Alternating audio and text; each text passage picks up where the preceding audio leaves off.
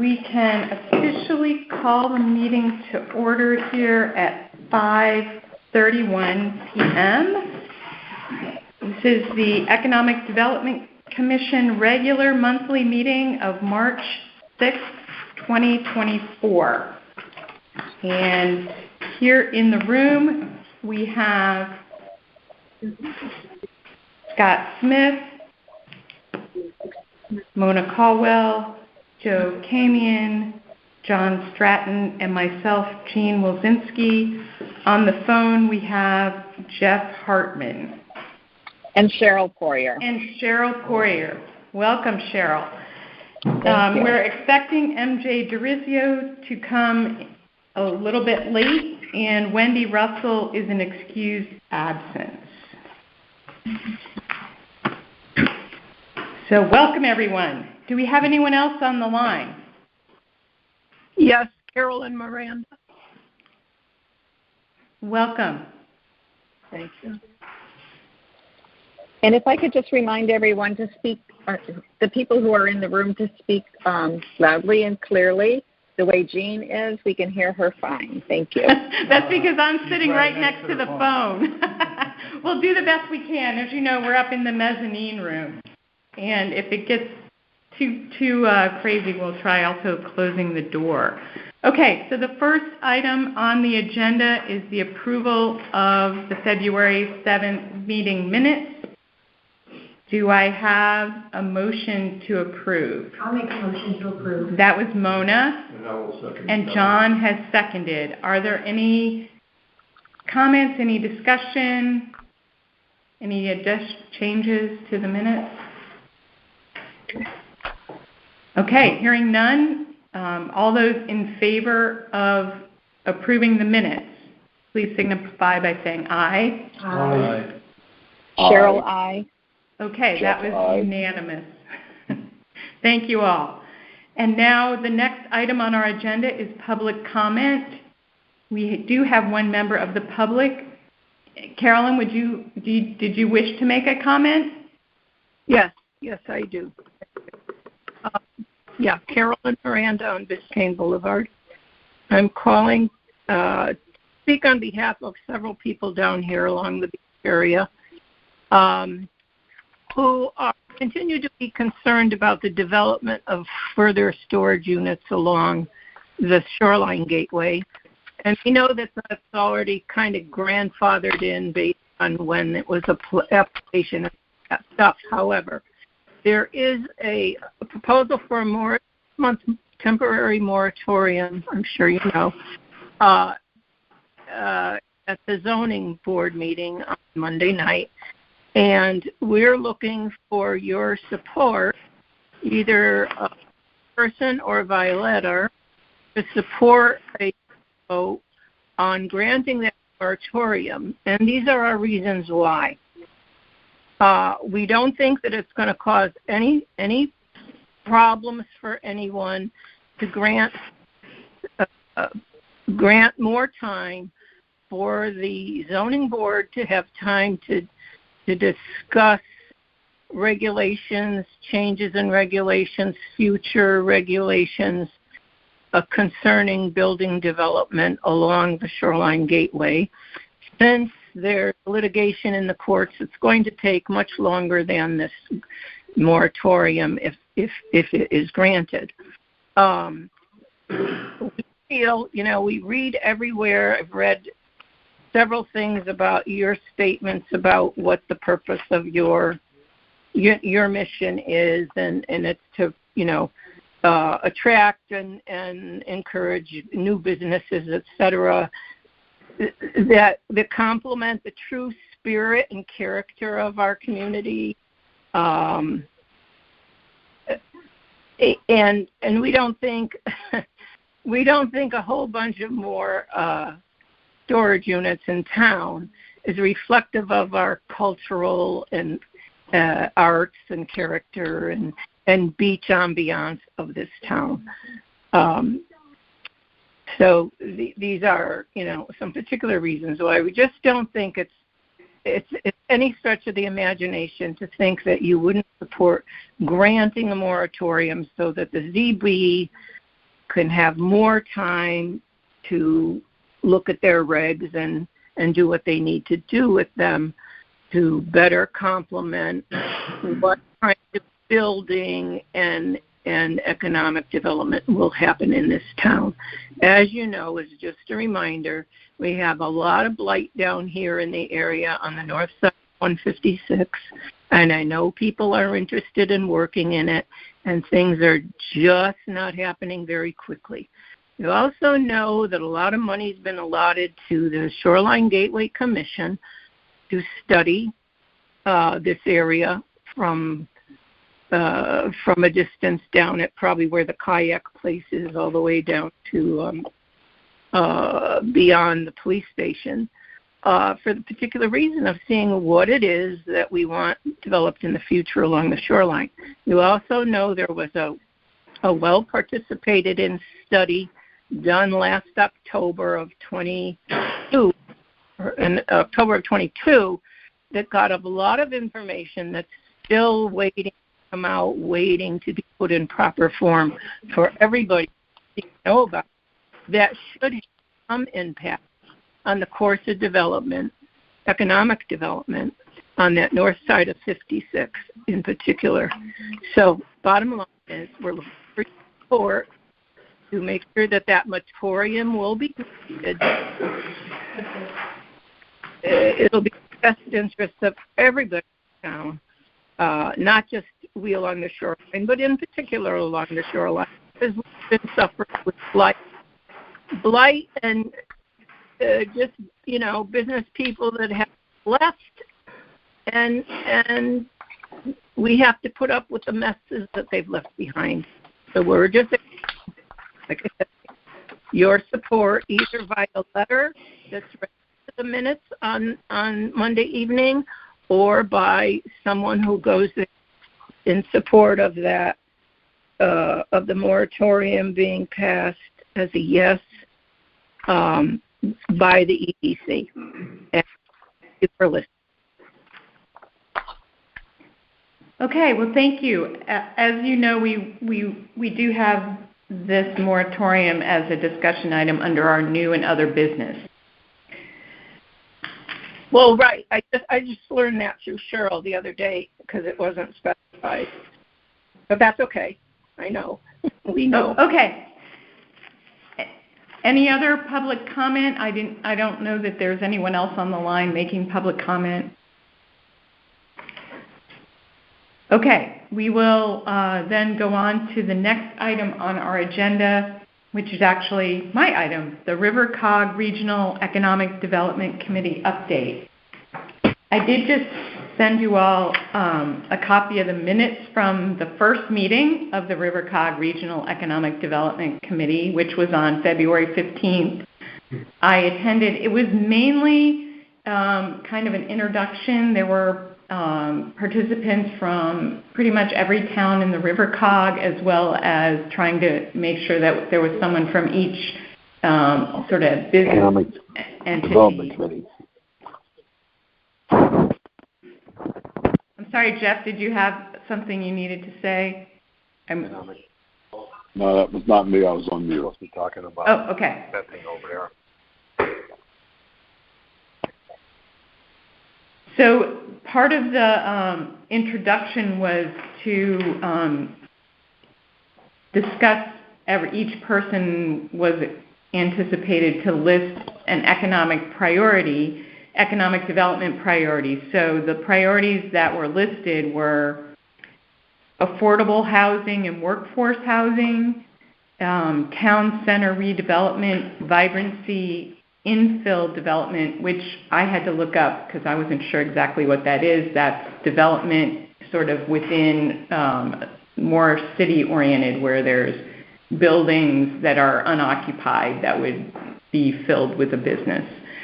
Workforce development, student readiness and skills development for college and or jobs.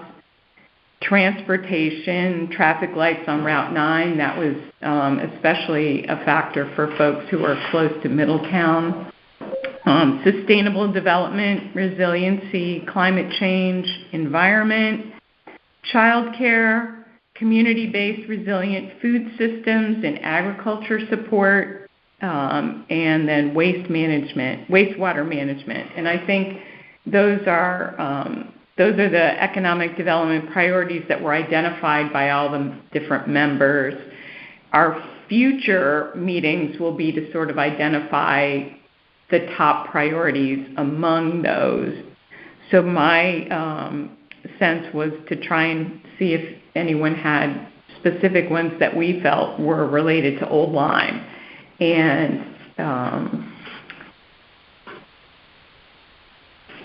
I think we sort of have been working on our own economic plan of development, so that can probably help me as I go into this next meeting, which is March 20th. And they nicely have it both in person and remote, so that you can zoom in from work if you need to, because they're in the middle of the day. So anyone have any questions about the group, the goals? MJ DeRizio has joined the meeting. Just be careful of the phone cord there. I killed on the highway. Jean, can you list those priorities of people again? Was there one that was kind of like town center or something like that? Yes, it was town center redevelopment, slant vibrancy, slant infill development.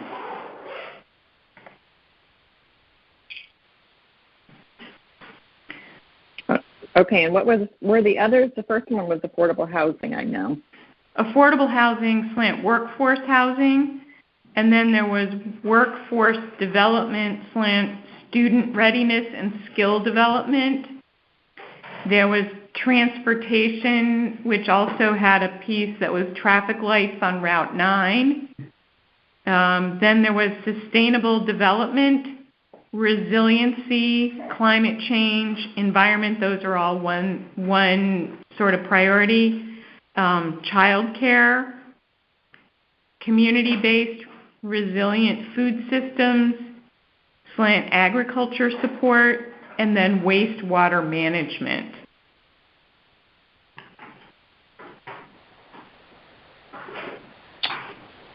So what do people think? Which of those are kind of ringing true for you for our area, for our town? Do any of those resonate as far as Old Lyme more than others? Yes. I mean, this is Jeff Hartman speaking. Go ahead, Jeff.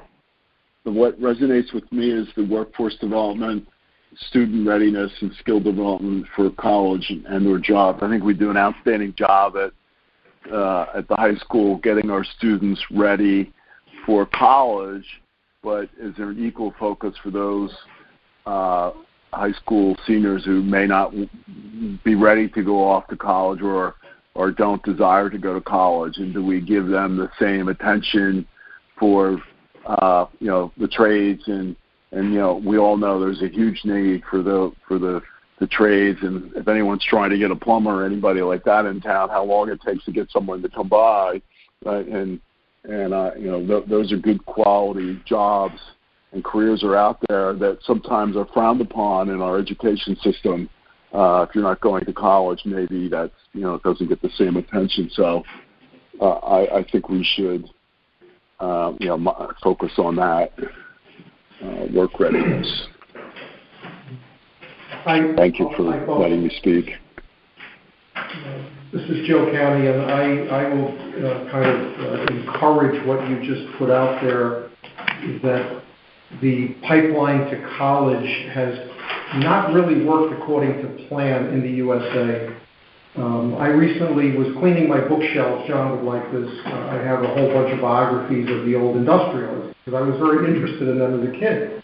None of them went to college, and they created the whole industrial base of the country. Now, granted, formal education was only for the affluent back in the day, but somehow we need to inspire the young children and to let the 1 out of 100 or whatever that could become, a Walter Chrysler or a Henry Ford or take your pick, right? So I do think there's a lot more that needs to be done to allow the young of our town to gain skills and to have experiences that let the unique ones surface. And I'm not saying that they shouldn't go to college, but what I'm saying is I think that we've somehow broken a continuity that used to exist.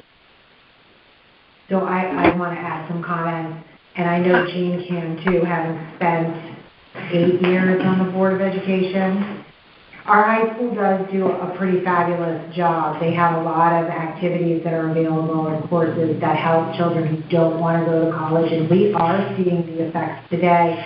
10 years ago, it was in the 90th percentile number of kids that were going off to college.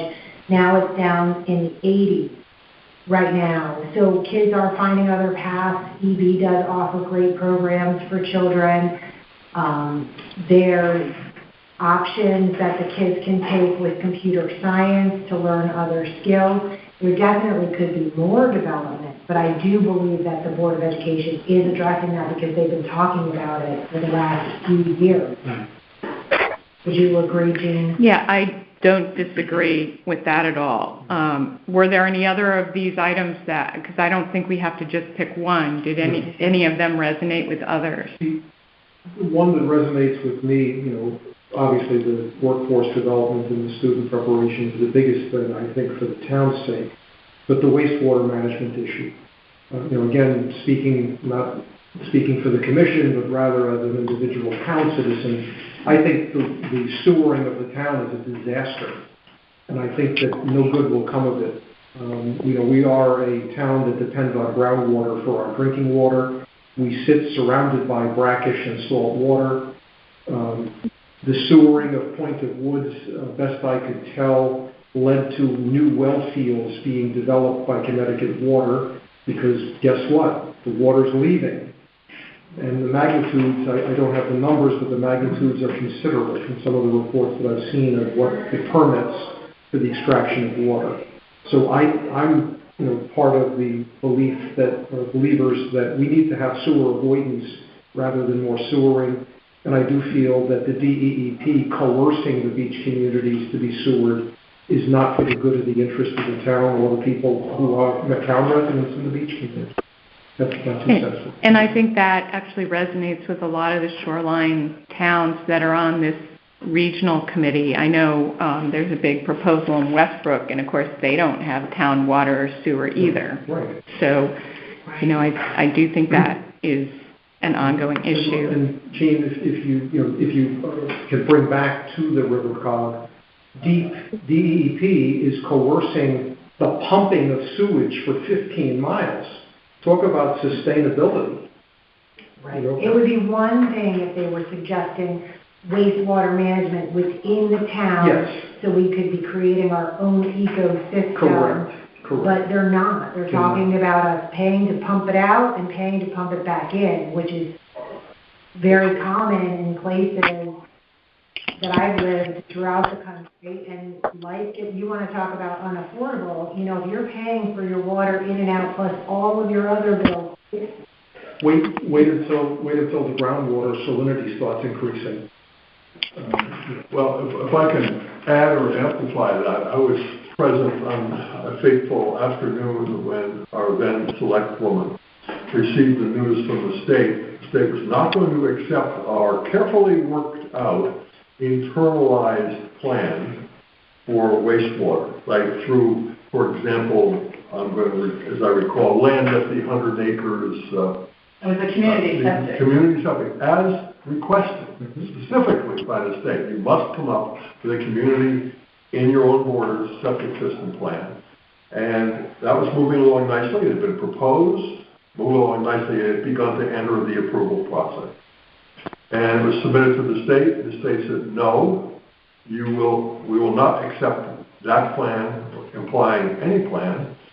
And instead, you will be required to hook up to the main pipeline which goes through East Lyme, Waterford to New London.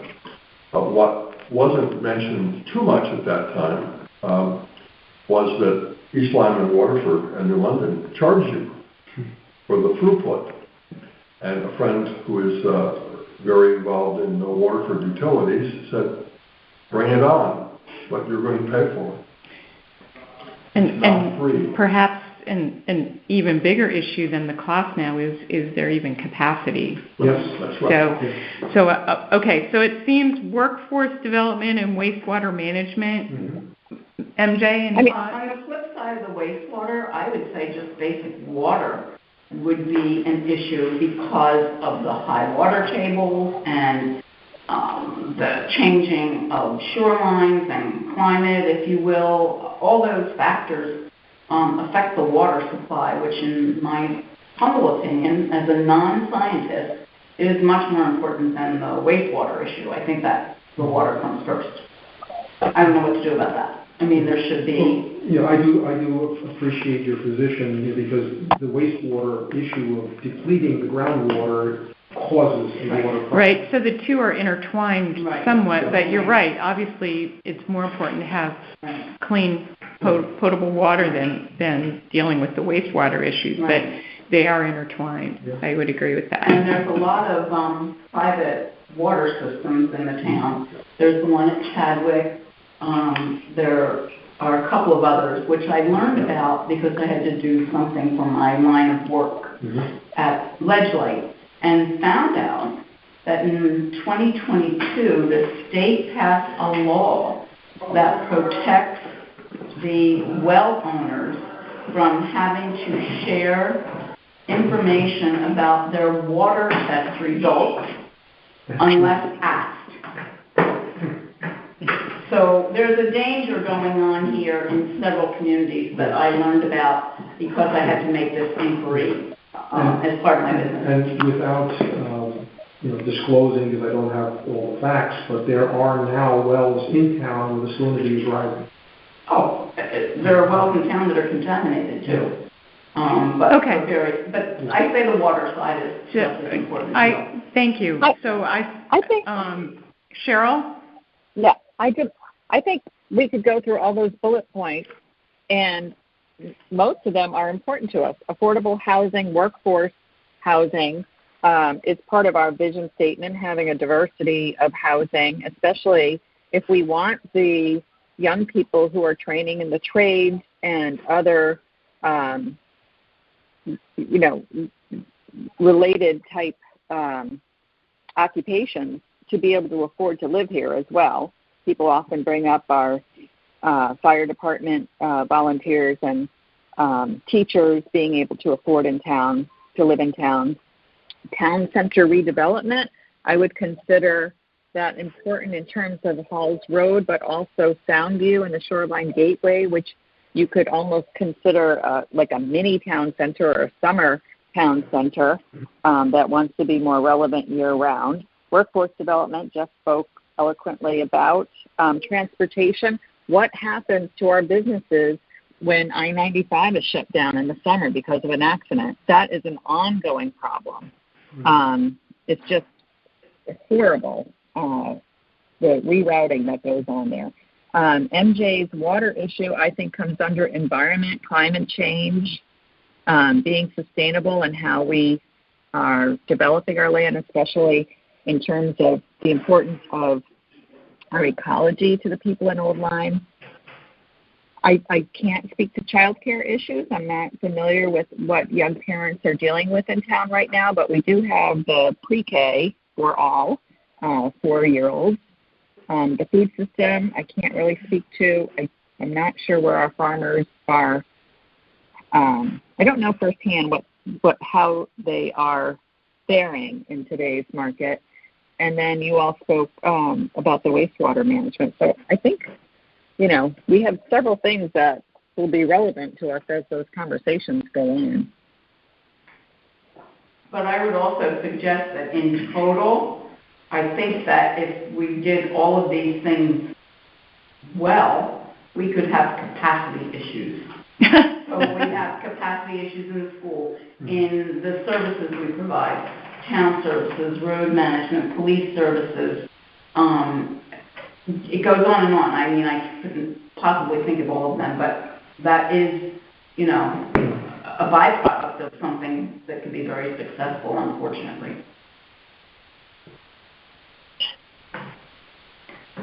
Okay. Well, I appreciate everyone's thoughtful comments here. It gives me some great talking points for our next regional meeting, and I'm sure that we're not the only town. The good news, I guess, is we're not the only town dealing with this, and that there perhaps are some, there's strength in numbers sometimes. So partnering with the region and working together on some of these issues may be a good for the future. Jean? Okay. So the next item on our yes.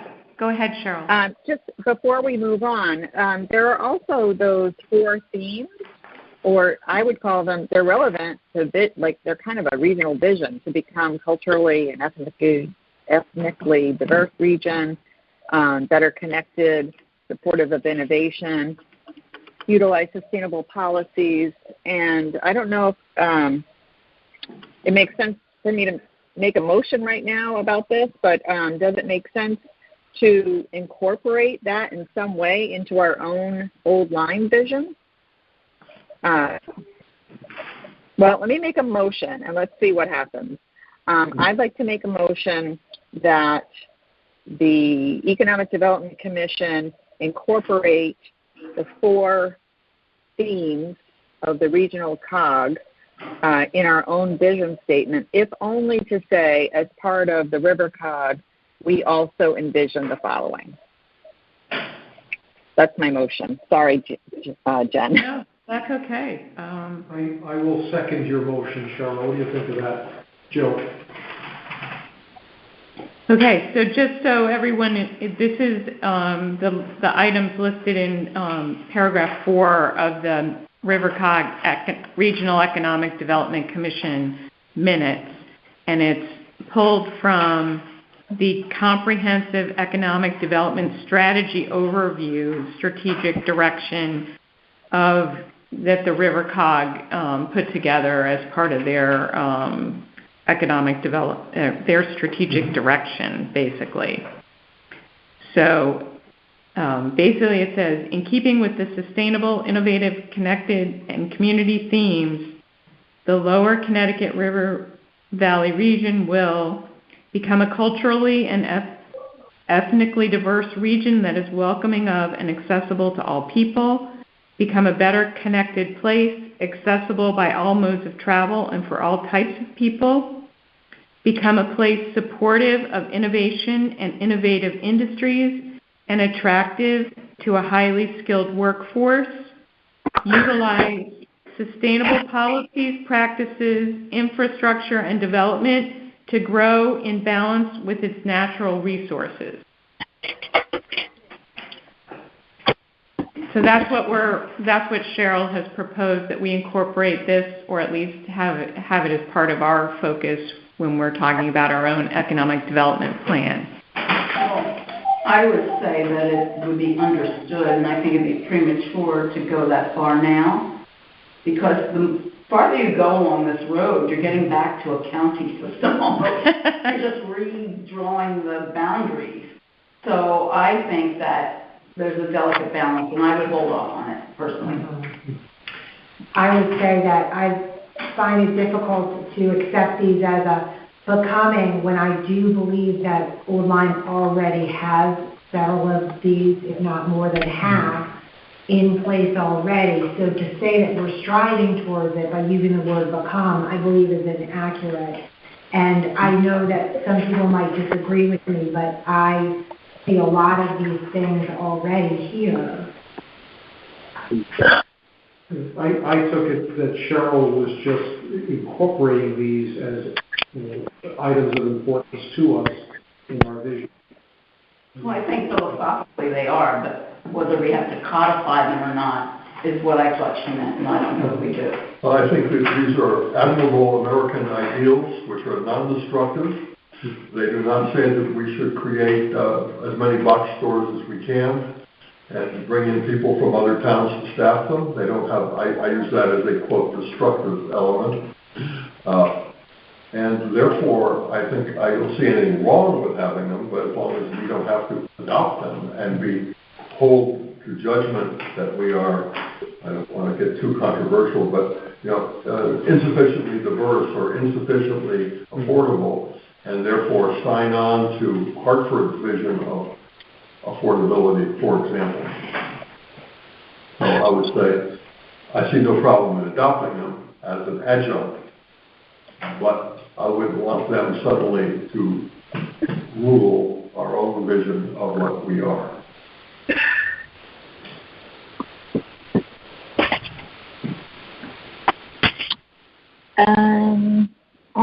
Point well taken, John.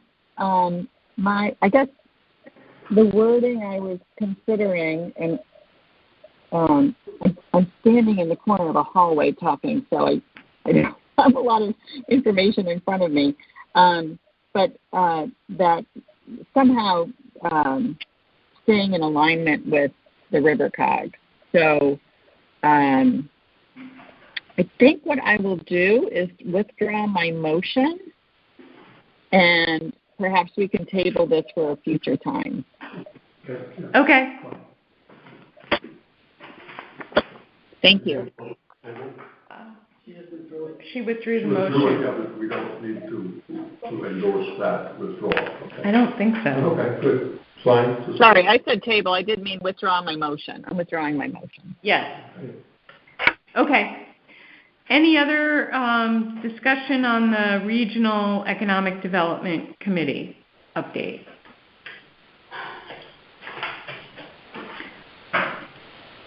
And if not, we can move on to our own EDC Economic Development Plan.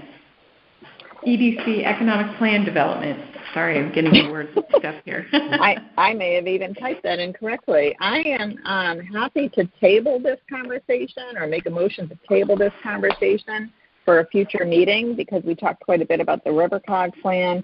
We have a discussion still to come about the moratorium issue. And I think Scott's there. He'll be talking a little bit about the metrics, which is related to the economic plan. So before I make that motion, did anyone have questions or comments about the planning that we've been doing?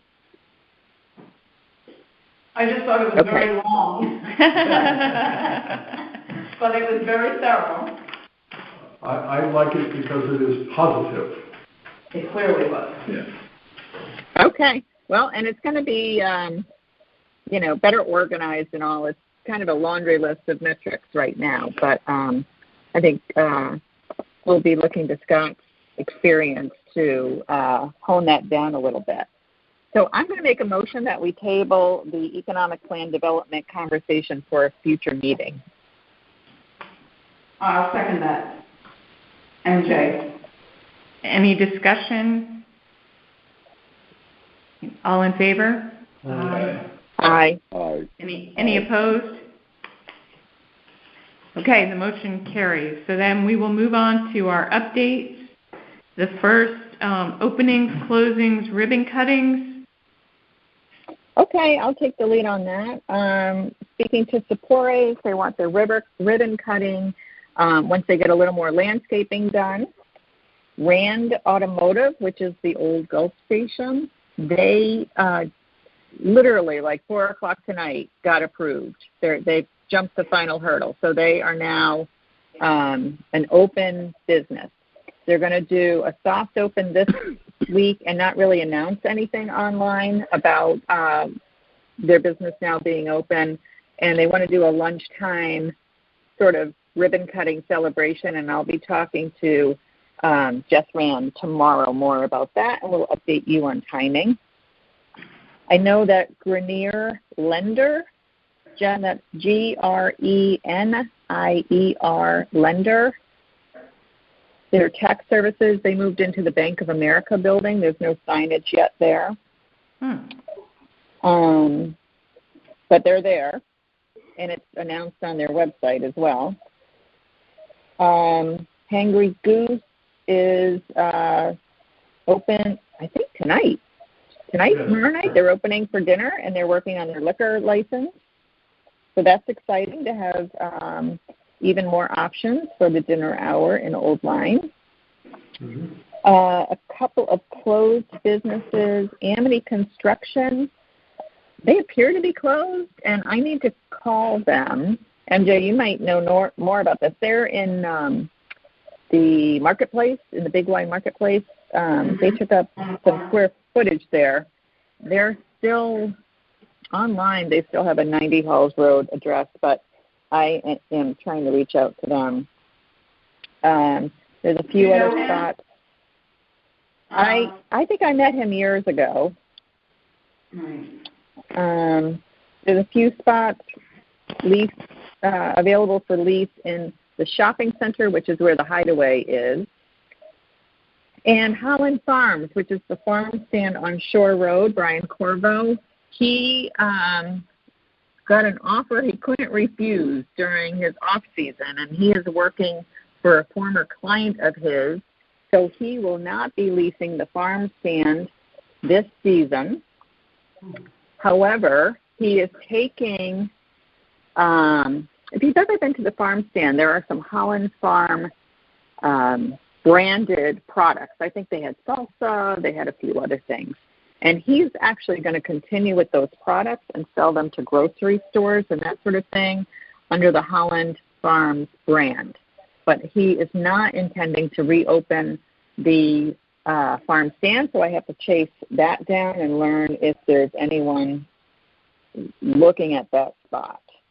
And that was a lease that he was doing there. He had some interesting plans for the future, so I'm kind of disappointed that that's not happening, but wish him well, of course. The other thing I just want to say about openings and closings and ribbon cuttings, I really want to put together some sort of Excel sheet with all the commercial properties in town so that we can kind of track in a superficial basis, not a lot of detail, but what's currently open or under lease or being sold, that sort of thing. Cheryl, that would be very helpful because unless most of these deals are private, they don't pass through any public source. So for those of us who aren't constantly walking around and looking and talking, we don't know about them. And then sometimes I know about them, but because of the line of work I'm in, I don't say anything, even here. So it would be helpful if you did that. I hate to put more on you, but at least it would be an EDC document. It wouldn't be a real estate document. Right. Right. Yeah. And I'm happy to do that. I need to step away from the phone for a few minutes, so if real estate update can happen, I'll be back in a few. All right, we'll move right into the real estate update. Okay, well, she set me up nicely. As you can see, in public websites where real estate businesses, opportunities, leases, spaces, whatever you want to call them, anything under the commercial umbrella or the residential umbrella, don't necessarily happen online. So the commercial stuff is a little soft. Nothing has really changed. I think the toughest property on there is going to be the one on Hartford Avenue, which isn't particularly attractive, and I'm saying this as a citizen. And I've been in the building. There's a lot of work needed. So I don't know what, if anything, we could potentially do to help that seller along, or the community could do something to help them along. Which building is that? Is that the Oracle building? No, the funny one with the green, something green. isn't that the one they call the Big Green smiley Monster? face. Oh, okay, all right. Yeah. Is that what they call the Green Monster? Yeah, that will be the toughest one. The others just sometimes take more time to get under contract. There's a lot of office space out there, as I said in my note. Then on the commercial space, on LoopNet, I have to say that I'm always skeptical about whether these sites have current information, because there's some information on LoopNet about some property on Hatchet Hill that we know has been rented. So, you have to take all of this with a grain of salt. Right. It's pretty full up there. If there are spaces that are vacant, I'd be surprised. But I'm going to go check out a couple of them. And then there are a couple of things that are rumored. They're not on anything public that I know of. But I do know there are things going on, and I can't address them because of my business. There is that one on Halls Road, that one commercial building, not the one I'm in, with Dunkin' Donuts across Yes, from us. There's a sign hanging, a for rent sign. Right. So there must be One of our space. agents in Essex has it. Tina Rupp. It's a very small office space over there. It's mostly, like, I know there were psychiatrists in there and, you know, social work people, whatever, small spaces, but there's that one space available. It's a nice spot if you need parking and easy access, and some people just don't need that. They don't want to pay for the visibility, and it's a small place. Yeah, okay. Yeah, that was new, and that hasn't gone anywhere. Okay, any questions on that? All right. Did you mention residential? I did not, but there's no surprise that the rumors are true. Prices continue to go up. They're not going up with the same acceleration as they have for the past 3 years, but they're going up. There is inventory coming on, but it is also moving off very quickly. We still have a very high average price point in the aggregate. I gave you a 35-day report, but in the aggregate, the costs keep going up. There's no question about it. And people, honestly, have the money. These properties are getting shown, and offers are being made, in many cases multiple offers. I mean, I have a sales meeting every Tuesday and heard stories this week where people did not get a property bidding $30,000, $40,000, and $70,000 over list. Wow. Did not get the property. Right, because that meant somebody offered more than $70,000 over. Right. I mean, I don't know which property it was. It could have been a $200,000 property. It could have been a $1 million property where $70,000 is only $70,000, sadly. But still, the point is there were multiple offers, and the numbers were huge, like 17 offers, 14 offers. Wow. You know, things like that. So don't expect to wait to buy a property. There's never a bad time. But we do have a new system, and they're asking us now to put in where your buyer and seller have come from and are going, which is a new feature. So that might give us some insight on the population. Right. Coming and going more in a more timely manner. Even though the numbers are small here, we still know. Coming from New York City. Surprisingly, not. It's still true, I think, that most people... 2.5 years ago when we bought here, that's what we were running. Well, you were, right before COVID, you were lucky. Yeah, we were running into cash buyers from New York City, and they weren't planning on living in the house. Right. It was a second home. Yeah, in my subdivision, there's been, in the last couple of years, there's been 3 houses that turned over. And the people came from Penn State, Connecticut. Where are you? Stone Drive. Oh, okay. Right. I'm surprised. That's a nice neighborhood, Joe. You want to live? No. I'm quite comfortable. But the reality is they came from Norwalk and, you know, kind of like that Greenwich, Stamford kind of area down there. So I don't know if the taxes have gone up down there or what's the motive. Where do they go since they were your neighbors? Did you know? Like the people. One went home to Michigan. Was a physician that had worked at L&M for a career, but you know, which I can't figure out. It's like if you really wanted to be in Michigan, why didn't you just stay there? You know, but anyway, lived here for like 25, 30 years, and then went to Michigan. Where'd the other ones go? Let's see. Did any of them stay within Connecticut? They just went back to Fairfield County, or No, they depart? No, it took off. One moved down to the Sun Belt or whatever, to like Hilton Head, I think. Go. But that is the kind of information that would be helpful to us, because they're taking their discretionary dollars with them. Right. Okay. Okay, so the next is the economic metrics update. Yeah, so Cheryl's asked me to go through some economic indicators, which I downloaded a bunch of data. I'm still trying to get updated data because the data that I got is from 2022, which may not be that helpful.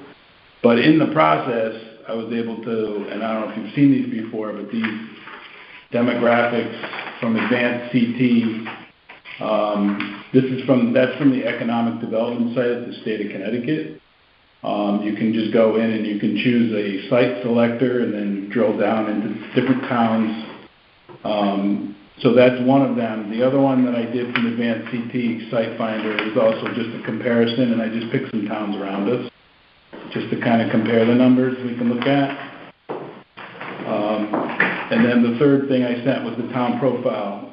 And as Joe and I were talking about, when I got here, there's no dates on the Advanced CT one.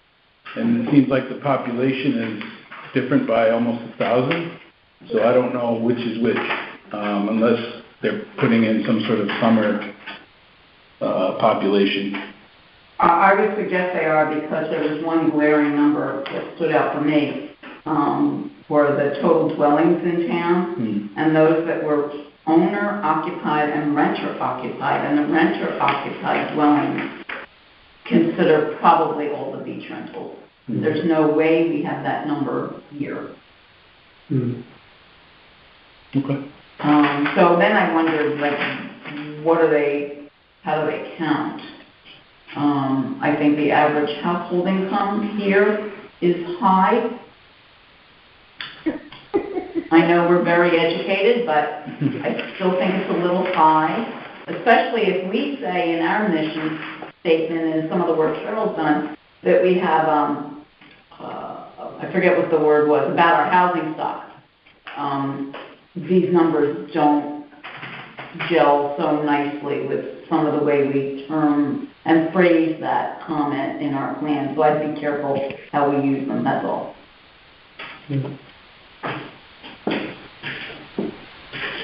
Anyway, when I get some updated numbers for those metrics that I downloaded, They're great. I'll send them out to everyone.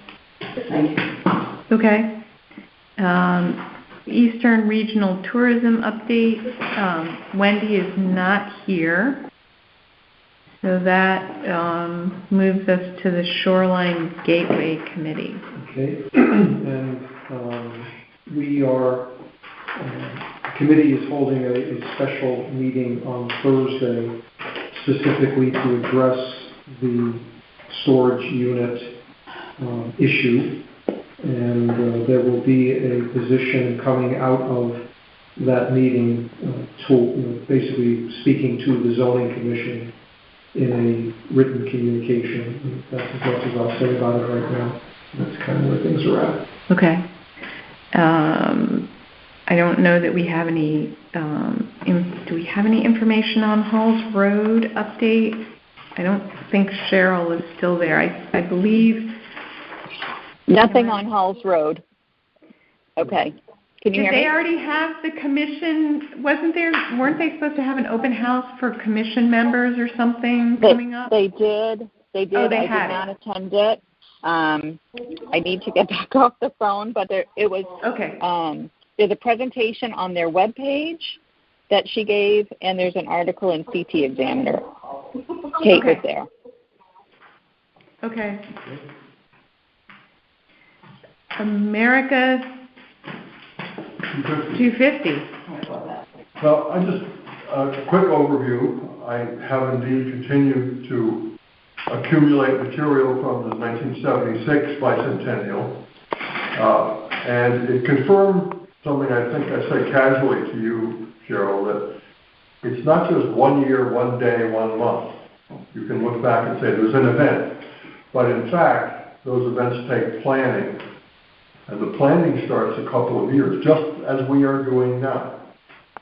And I've gone along just for people to be astounded. These are town reports for about a 5-year period, plus a few other things. The Congregational Church Centennial in 2010 refers to a 1976 hymn, which was written for the Congregational Church by none other than David Good and sung for its first time. So that didn't happen overnight. It wasn't like, what are we going to do this Sunday? Okay. There are other things which was to some degree a walk down memory lane, to see my 2 full pages in the town report of 1976, which talked about the Lime Street Task Force, which was an attempt to confirm, stabilize, digest, and offer by Northeast Connecticut Light and Power, Northeast Utilities, to put the power lines underground on Lime Street. They offered a matching grant.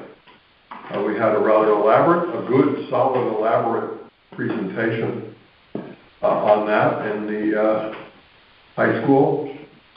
And there was a general feeling that, why do you people uptown want to saddle us with $40,000?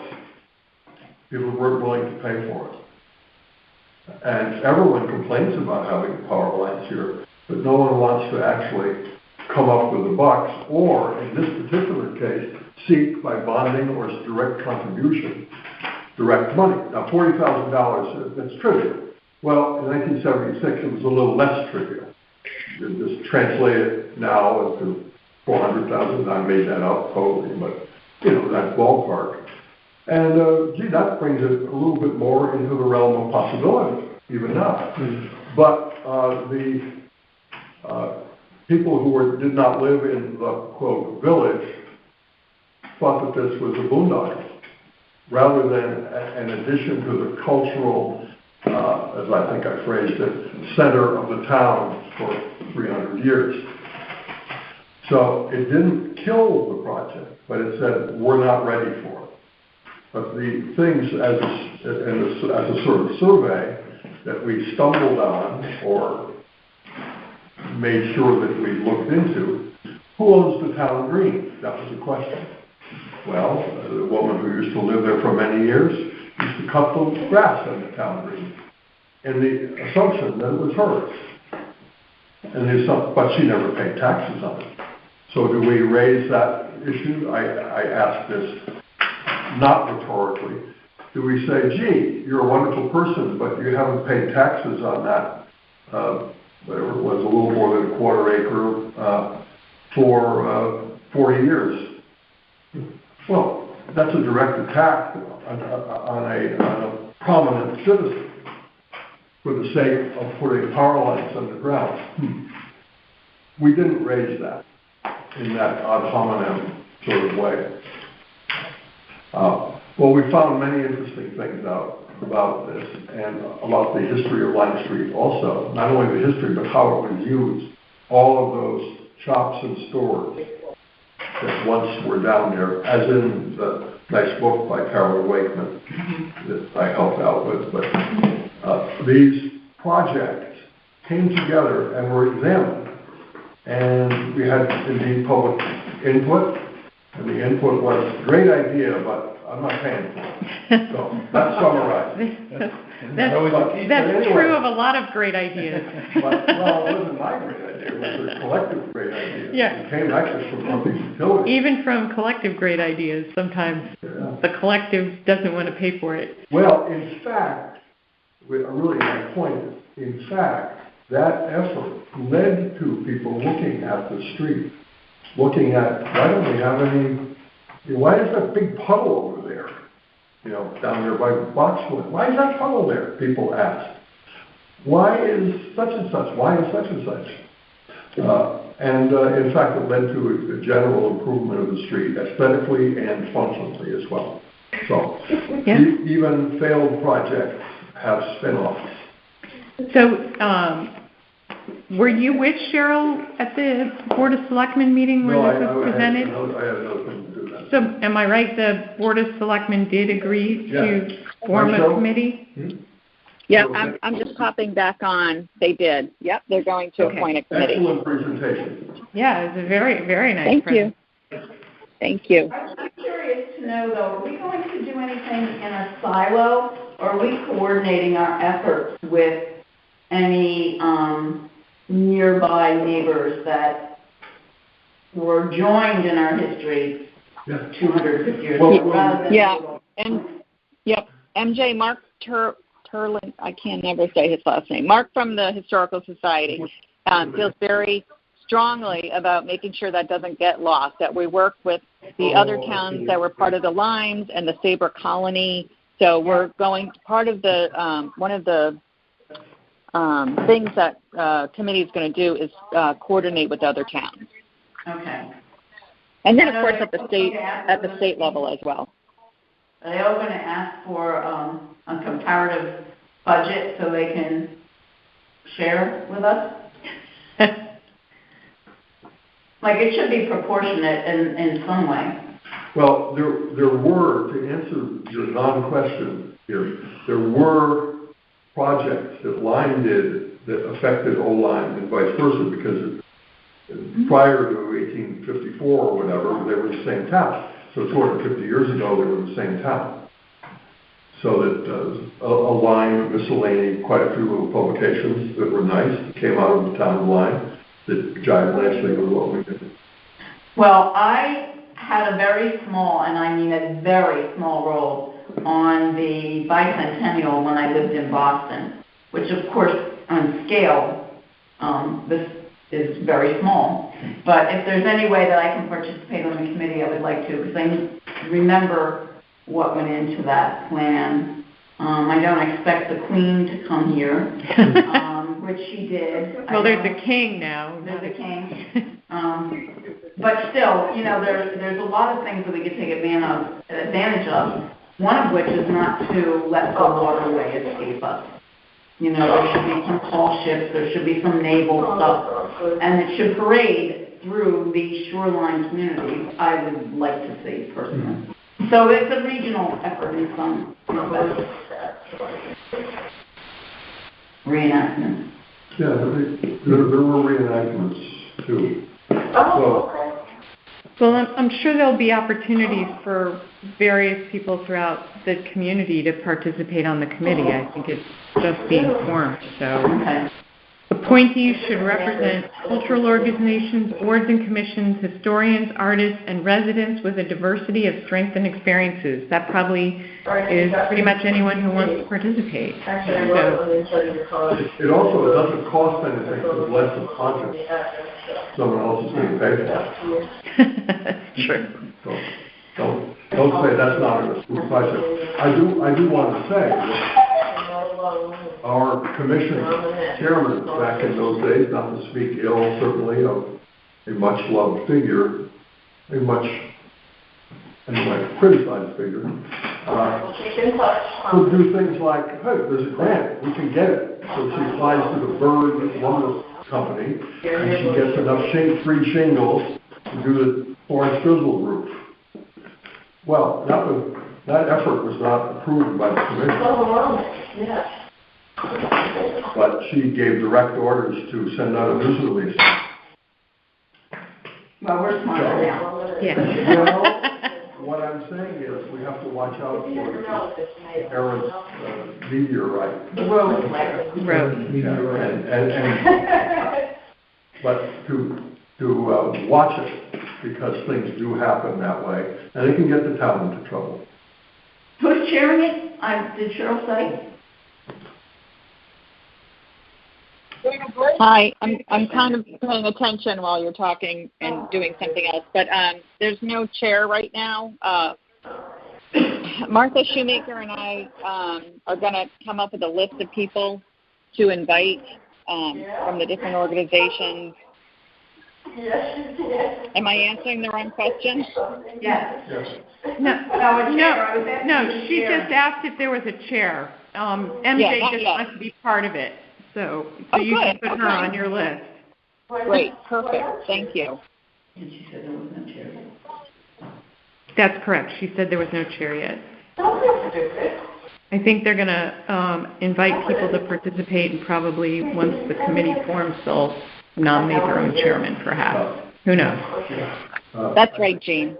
Yes. If you look back at 1976, you'll see that this is John Crosby Brown, Margaret Brown, was chairman of the Bicentennial Commission in Line, but people like the late Mervyn Roberts, major force in creativity and quality because of the numerous contacts with town boards, commissions. Yeah. I'm just a small volunteer. I'm Okay. not looking, I've got enough on my plate, but. Okay. Anything else on America 250? All right. So now we are at new and other business. The first item there is that our April meeting will also be in this room. So this may be our new home. Just for next month. Just for next month because okay. affordable housing needs a larger capacity next month. Okay. They have a hearing or something. And other new business. Oh, you have it? Oh, I thought you had it. I believe this is where we had... Yeah. Are there other people talking in the room, or is that out in the hall? That is not... That's on the phone somewhere. Oh, okay. If people could mute, that would be great. I don't know who this is. I'm not sure who's unmuted. Okay. Anyway, this is where we want to talk about the moratorium, and I'm happy to start us on that. That would be great. Thank you, Cheryl. Okay, and I sent out some information today. The shoreline, okay, how much do I need to explain about the public hearing on Monday night? Do people understand there's a public hearing for people's feedback on whether or not the zoning commission should vote or how the zoning commission should vote on having a moratorium against storage, to review storage units in different commercial zones? And Are all commissioners familiar with that? This is at a zoning commission meeting Monday night, correct? Correct. Yeah. Okay. Cheryl, was there any reason to have a legal opinion on whether or not they could issue a moratorium to avoid a lawsuit? I think that's am assuming. Yeah. I am assuming the zoning commission has an attorney involved. And I know Eric Knapp, the land use coordinator, is a lawyer by training. But I know there's also obviously the town attorney, so I'm assuming that they are getting advice that way. And I don't know more about that.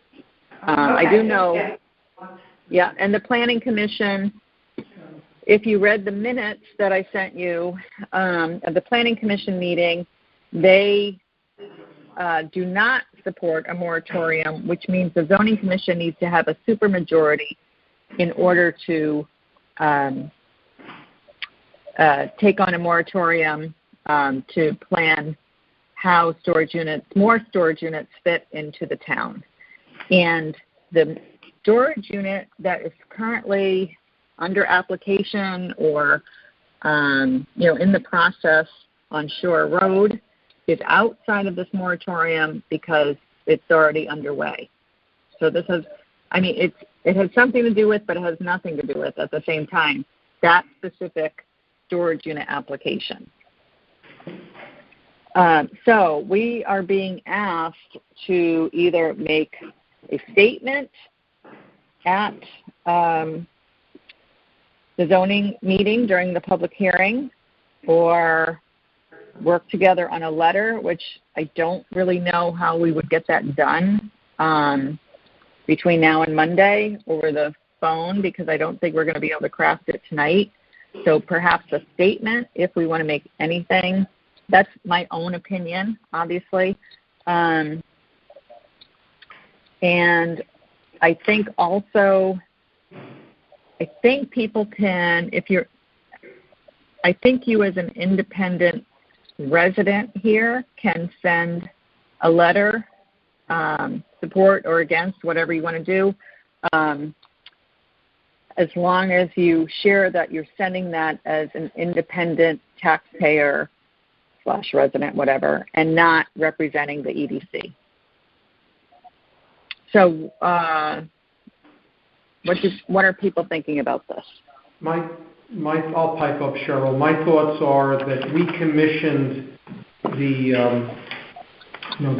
Connecticut survey that we had done, and from the survey, I think that I guess we'd have to go back and look at the actual responses, but I think people were opposed to storage units as a development, for the town. As a priority, yeah. Yeah, certainly not a priority. So I don't know. That's probably the most powerful thing I think we could add to this. And what is the preferred use of the land, which is a zoning and planning issue, but we can pipe up. But this was a town-wide survey, and this was the findings. Well, I think the people that live in those neighborhoods are totally opposed to it. They outnumber us. So you have to balance who you want to ally with in such a manner. We've got a Gateway Commission going. I think I'd rather have friends than enemies, and that's not to say I'd avoid the issue, but I think between planning and zoning with the supermajority voting, it's more legal to me than it is opinion, so I would duck it altogether. I'm gonna second what MJ's saying, just in reading through everything prior to this meeting. I don't feel confident giving a statement personally or as a member of EDC. I just feel like I see the issue, but is it our job to say we should take a moratorium? I don't know. I don't feel confident saying we should as a town. I feel other people should have already thought of these things or in planning and zoning. I just worry about the legal side of it more than anything, and why make the wrong choice? Well, I certainly appreciate the neighbors' feelings, and I personally agree with them. But is it our job to discuss a principle, that is, there shall be no more of something as opposed to a specific entity, which might add to the economic strength of the town? It's not just one. So I guess entity. So the moratorium is not to say there shall be no storage unit. It's to put a hold on the zoning commission considering any new applications for that for 6 months while they review their own zoning rules. Is that correct, Cheryl? That's correct. That's a very well put statement, Jean. Okay, so it's not saying one way or another there should be or shouldn't be storage units. It's saying we want to put a hold on having any applications come to us to consider because we don't feel we have a good handle on what our own rules are on that, essentially, is what's being voted on by the Zoning Commission, I believe. Yes. Or could you say that we support the 6-month moratorium and we, as they study the impact of the storage facilities, but we support the analysis of economic development, what delivers the highest and best, in terms of direct investment, indirect job creation, and the multiplier impact of that. And we encourage they study storage facilities as overall the part of the development of the Gateway Commission. So maybe it's making a subset of a greater analysis of what's best for the town, balancing the positive impacts and negative impacts of development on the Gateway Commission. Well, Jeff, how do you recreate that statement? We need to jot that down because it's a good starting Well, from a purely, looking at it, economic development purely from economics, storage unit becomes a static presence in the town. If it was a restaurant, a canoe rental, something other than that. A thriving business Right, that employs people and draws people. provides a service other than just storing stuff. It has very little economic impact. There's not any jobs created. There's one person. There's it's one and done. It doesn't really, from a direct and indirect. If you look at multipliers, it has very limited. It creates less than one additional job, and the money is, from a construction perspective, doesn't really drive additional development. It's kind of a one and done with limited employment. So I don't think we should get into the character of the town. I think we're an economic development committee, and we should encourage the analysis of this as a part of the broader impact of our community. What activities in the gateway zone would drive the greatest economic benefit to the town while balancing the needs of the towns? But if we're only supporting the moratorium, That's what this is about. The vote is about. And so that's where it's challenging, because the moratorium is not just for the gate, it's for the entire town, right? So essentially what the zoning commission will be doing if they vote to approve this with their supermajority is saying no one really can apply for a new storage facility for 6 months while we study our rules and consider whether we should make any changes to those.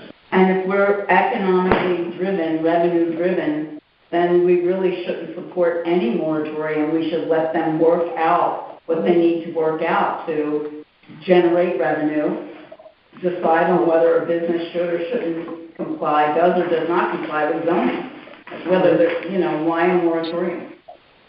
From the generating revenue standpoint, I think we could take the position that the storage units, minimal contribution to the tax base, no employment contribution, no draw to visitors. The issue is if they don't do the moratorium, then the zoning rules are as they are. You could have 20 people apply for storage units. Right. And then once they do, they can't do it. I mean, if they try to do the moratorium then, those people are already in. Mm-hmm. So that's the problem. It's kind of just putting the brakes on and let's look at it, right? Just as not really a footnote, but just as a comment, one of the first storage units in the south end of town was the one associated with South Shore Landing. That was not a standalone unit. That was not a standalone business. That was part of an office building. It was to be planned part of an IGA store, a grocery store, and also a bank branch. Those were all planned. The office building and the IGA and the bank were all planned as a unit along with the storage area, which happened to be a logical business at the time for summer residents in particular. So they could store their summer stuff there and then come back to it, etc. So it was planned as a unit.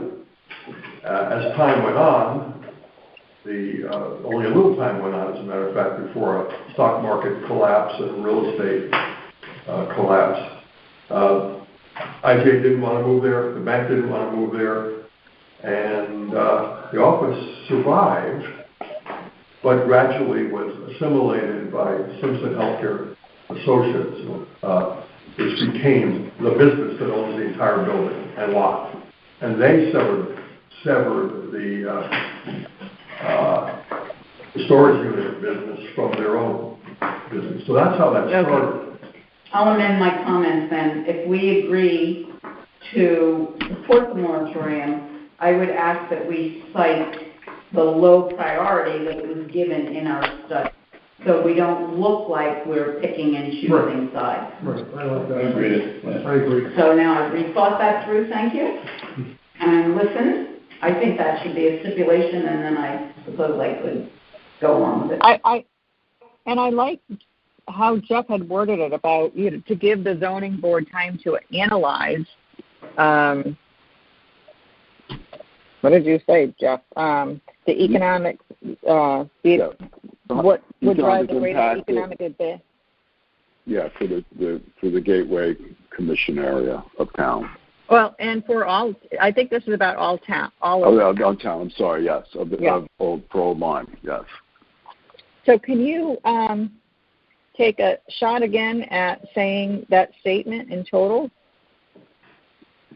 We support a moratorium that allows for analysis of. Allows for analysis of the economic benefit of all development opportunities in the town of Old Lyme. Excellent. Yeah.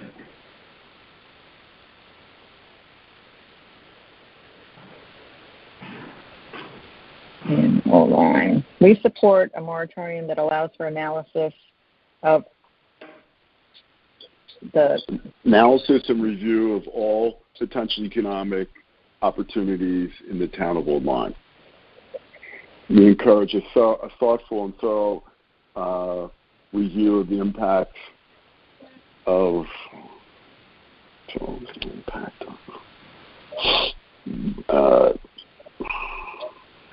various types of businesses and answer, direct and indirect impact of the various investments. I don't think you need to add anything else. I would just say I would try to dovetail in the fact that, the residents generally don't think this is a priority.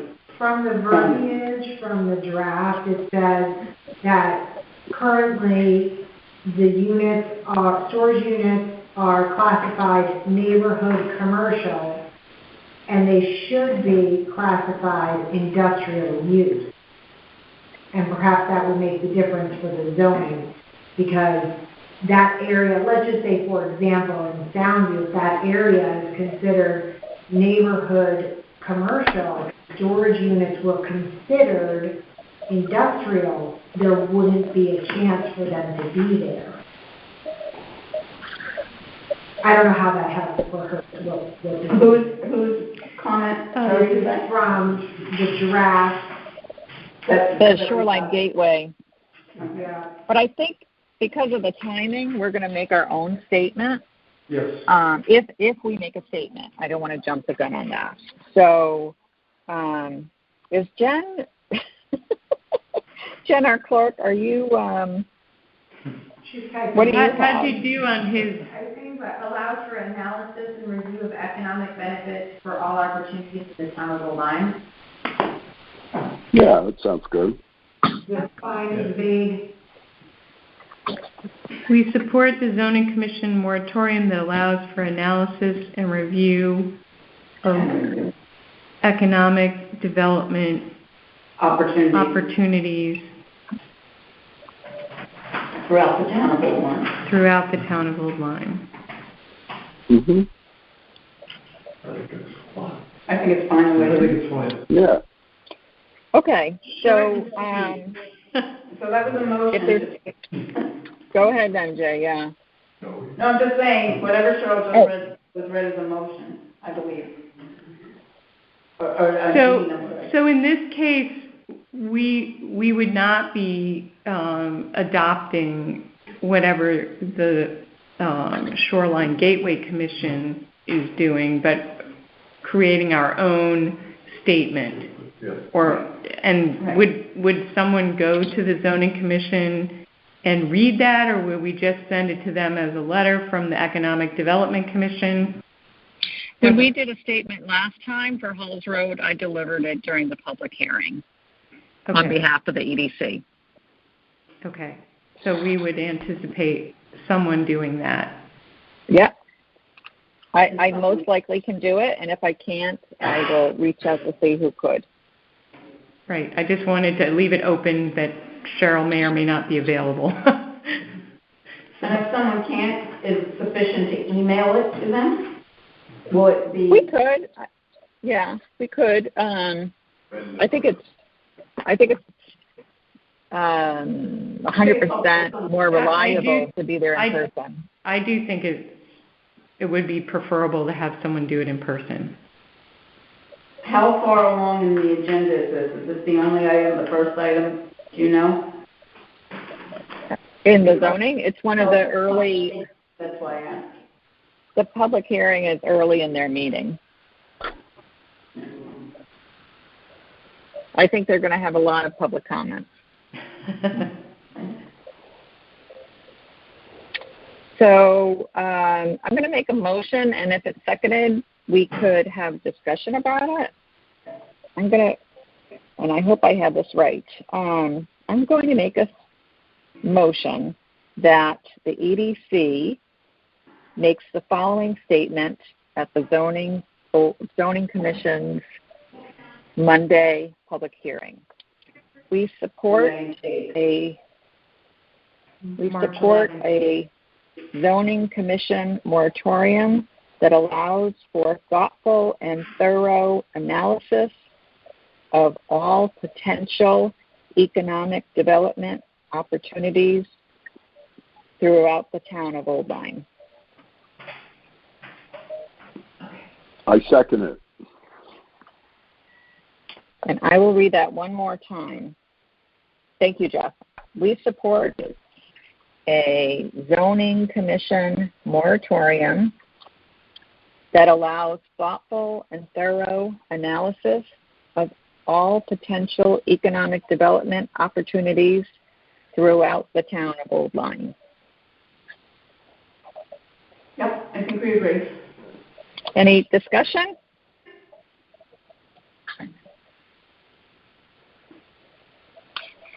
All right, Jean. Let's take a vote. All in favor? Aye. Aye. Okay, that was unanimous. So there are no nays or abstentions. So that motion passed. Okay, and I just want to make sure Jen has it because she'll be emailing it to me, and I'll just make sure it matches what I have scribbled down here. Does Jen feel like she has it? Can Cheryl reread it one more time? Can you read it one more time, Cheryl? Sure. We support a zoning commission moratorium that allows thoughtful and thorough analysis of all potential economic development opportunities throughout the town of Old Lyme. Thank you. Perfect. Thank you, everyone. May I interrupt and say thank you very much? This is Carolyn. Thanks, Carolyn. Oh, you're welcome. You're welcome, Carol. Thank you for your support. Thanks. Okay, and going back to our agenda, are there any other new business items that we need to discuss? Okay, hearing none. Do I have a motion to adjourn? So moved. Seconded. Okay. Thank you. Thank you, everyone. Thank you, Cheryl, Aye. for all your help, Okay. and Jeff.